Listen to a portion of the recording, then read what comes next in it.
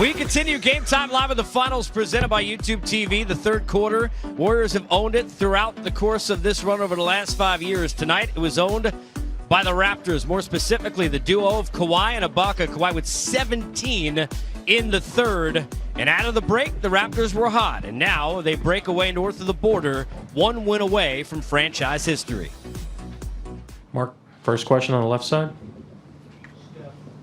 Mark Schwartz, ESPN. We often hear about the Warriors' championship pedigree and feel it. How much did you feel Kawhi Leonard's identity tonight, and in what areas did he affect this game? I mean, he played amazing. He hit every big shot, momentum shot that in that third quarter gave him the lead, and then kept the separation. So we played pretty well for 26 minutes, and then they took control of the game. It's one of those nights where you play a lot of energy and start to build momentum, and then the wheels fall off a little bit. So for us, just understand they played another great game overall as a team, not just Kawhi, and we got to do something about it if we want to extend this series and have another game here. Right here in the front. Klay, Valeria Rubino, V-Sport. Basketball is becoming more and more scientific. How do you find the balance between pushing your limits on the court and resting your body also to come back from injuries? Is it more based on your sensations or on scientific evaluations? I think it's just based on the NBA Finals and the chance to be at this stage and compete. A lot of guys are banged up, probably on both teams, and it's just such a special opportunity. You just never know when it'll ever come back again. And obviously the science of nutrition and sports medicine is at an all-time high right now, so we have a great training staff who was able to get me back out there. Steph, you and Klay have been teammates for so many years. What's the impact he has had on your career? Does he make you a better player? Definitely, it makes our entire team better. He showed that tonight, obviously, with the injury like that, and to come back playing aggressive, hitting big shots, and giving us a chance to even be in the game. So obviously, he's a gamer, and you love to go to war with guys like that. And we've been doing it for a long time. Dan, standing in back right. Back here, Dan Devine from The Ringer. Guys, you've been in this uncomfortable position before and been able to come back out of 3-1 down. What can you draw from that experience in 2016 as you try to get back on the right track here?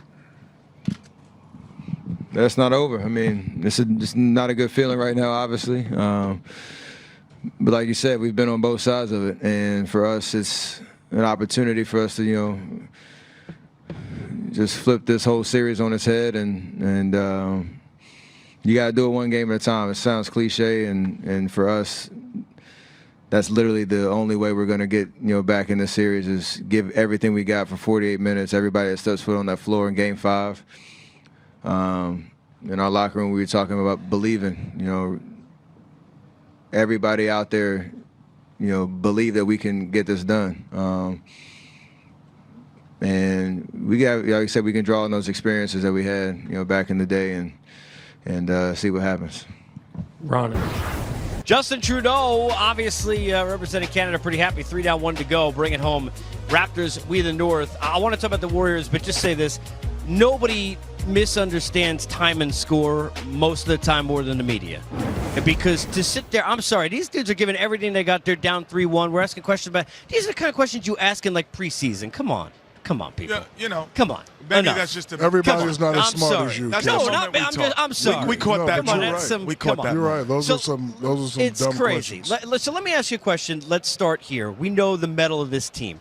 The two guys we just saw up there, champions. For you guys, how much on that plane are they thinking one game at a time, we can't go down like this? What is the thought process for these two guys having won so much to be in this kind of spot? That's all they're thinking. They just thinking they got to win one game.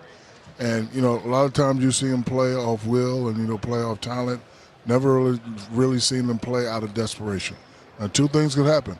They can either get on fire and, you know, fulfill the fantasy of winning one game, or they can collapse. Must win. You know, TNT slogan stands, you win or you go home. But, you know, they definitely know what it takes. They just think about that one game. They're going to come out. They're going to be flying. They're going to be doing everything right. And Toronto has to withstand their run. And I know the fans are making noise and everybody's sending tweets. Key for Toronto is do not get too happy. You still have to knock the champ out. This is Lennox Lewis. This is Mike Tyson. You're not going to beat them in the 12-round decision. Or bite their ear off. You have to knock them out. Yeah, I think the one thing I could take it from either. I'll take it from either how to close it out or how to come back, because I've been blessed to be on a team that was on a 3-1 thought process. So maybe I'll take the how to come back. So, and you take how to close it out. So for me, you go. Your mental is as you go into practice tomorrow, and you go, if we win in Toronto, ain't no way they coming back to Oracle and winning. So now we have to get that one, because the next one we're cruising in and we're going to get game 6. And then now it's a 7-game series. And if you come with that shortened mindset that it's so possible and you have a delusion of grandeur, you can do it. We were down 3-1 and we said, man, all we have to do is win one there, because we're going to win at home on game 6. There's no doubt about that. So all we have to do is win in game 7, and we were fortunate enough to be blessed to do it. We will get, Webb, your thoughts on this in a second, but preempted for good reason, because we're about to mic up and bring on set Kyle Lowry, the longest tenured Raptor, 1 win away.